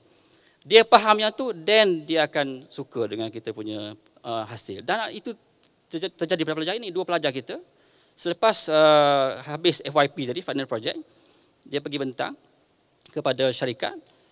Syarikat panggil dia punya manager pada overseas punya datang, bentang depan dia. Of course kita kena saring dulu, kita tengok dulu kan. Habis dia bentang tu dia hulu borang. Borang apa? Borang ambil kerja. Borang ambil kerja. Terus nak ambil pelajar itu bekerja dengan dia. Sebab dia nampak pelajar dia tahu dan boleh solve problem dia sebenarnya. Kadang-kadang industri punya problem tak susah. Macam kes yang ni kan, it's not really problem yang perlu buat PhD. Bila dia bentang kami pergi ke orang, kita tahu dah apa masalah dia. Kan? Kami tahu masalah dia apa, tapi kita nak buktikan bahawa masalah tersebut apa dia. Jadi dia kena buat kajian lah sikit. Kan? Dan sebenarnya dia kalau syarikat yang ini dia ikut juga apa yang saranan kami. Selepas itu dalam syarat yang berikutnya dia terlepas cakap. Dia terlepas cakap asalnya dia punya reject rate tinggi, reject rate. Reject rate yang sangat tinggi. Kemudian selepas itu dia punya reject rate sangat rendah. You imagine berapa banyak dia untung. Juta mungkin dia untung. Kita tak dapat apa pun, tapi tak apalah win-win situation. Student kita ni kan, dia juta-juta dapat. Because dia follow sebenarnya recommendation kita. Dari satu segi tak cerdik jugalah kan. You bagi free consultation saja. Tapi in a way, simple problem. Kita just sebut saja, dia nak key itu saja. Dia nak key kepada apa benda yang menjadikan masalah. Kadang tak susah pun. Tapi because mereka tak ada fundamentals, mereka tak ada kunci tersebut. Kita bagi kunci kepada dia. Right? That's why pelajar kita tadi dia nampak ini sebagai kunci kepada problem dia. Dia terus ambil 2 orang ni. Sekarang ni 2 orang ini masih lagi ke tempat kerja tersebut. Dan in fact seorang dah balik kepada kita untuk buat masters. Maknanya masih lagi di syarikat tersebut dihantar buat masters. Sekarang ni akan buat PhD. Nampak dia nampak keupayaan tadi, dia nampak kepentingan yang dia perolehi. So it's win-win dan kena bertepuk 2 belah tangan. Kita kena ada usaha juga, jangan ambil tarik orang, tarik kita tak ada bagi usaha, tak ada bagi inilah kerjasama. Saya ingat itu sahaja perkongsian saya. Hopefully tidaklah melerek-lerek dan memboringkan. Pengurusi pun dah pagi ni. So saya ucapkan terima kasih kepada semua. Majlis merakamkan jutaan terima kasih kepada yang berbahagia Profesor Dr. Muhammad Zaidi Umar, Timbalan Dekan Fakulti Kejuruteraan dan Alam Bina. Hadirin dan hadirat sekalian, saya ingin mengucapkan berbanyak-banyak terima kasih kepada ahli-ahli panel yang telah memberikan pandangan-pandangan yang sangat bernas, iaitu daripada Encik Amir Hussein Rahman Sharif, Pengarah Menara Optometri, Profesor Dr. Khaizir bin Haji Ismail, Pengarah Pusat Citra, Profesor Dr. Muhammad Zaidi Umar, Timbalan Dekan Fakulti Kejuruteraan dan Alam Bina, Encik Mustafa Kamil Hussein bin Abdul Kadir, bekas ataupun alumni pelajar kita, di atas lontaran idea. Marilah kita sama-sama berdoa semoga sedikit daripada ungkaian ataupun sedikit daripada input yang diberikan dalam jangka masa yang singkat ini, sebenarnya pakar-pakar yang ada pada hari ini boleh memberikan lebih banyak sebenarnya pandangan tentang kebolehgajian ini. Semoga cadangan untuk memperbaiki dan mengintegrasikan kemahiran kebolehgajian dalam kursus pengajian ijazah, dalam ijazah sarjana muda ataupun sarjana, untuk pengetahuan akademik dan praktikal pelajar kita di UKM ini dapatlah sedikit diungkai dan juga diselesaikan daripada perbincangan kita pada hari ini. Hadirin dan hadirat sekalian, semoga apa yang dibincangkan pada hari ini dapat menghasilkan segala usaha murni yang kita laksanakan di taman-taman syurga di UKM ini sebagai sesuatu yang sentiasa relevan, referred dan respected, seperti mana yang sering kali diperkatakan oleh pengurusan kita juga, bahawa perkara ini adalah sesuatu yang sangat penting. Dan marilah kita juga berdoa semoga kebolehgajian pelajar-pelajar UKM akan terus meningkat, kebolehpasaran mereka akan terus meningkat, dan kita sama-sama menggembling tenaga ke arah itu, insya-Allah. Sekian, saya mohon maaf kerana tidak boleh membuka sesi soal jawab di atas kekangan masa. Salah dan silap saya mohon ampun dan maaf. Segala yang baik datangnya daripada Allah, yang buruk datangnya daripada saya, yang hakikatnya daripada Allah jua. Wabillahi taufiq wal hidayah. Assalamualaikum warahmatullahi wabarakatuh. Terima kasih. Tanpa melengahkan masa, majlis menjemput Profesor Dr. Muhammad Amin bagi menyampaikan cenderamata kepada barisan ahli sidang plenary dan juga pengerusi majlis. Dipersilakan Tuan Amir Hussein.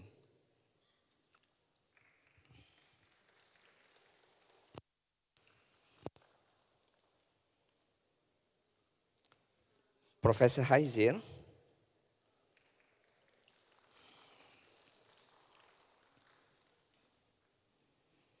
Profesor Zaidi,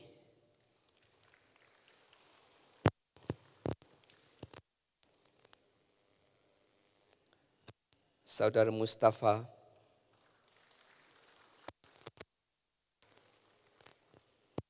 dan dipersilakan pengurusi majlis Dr. Faizal.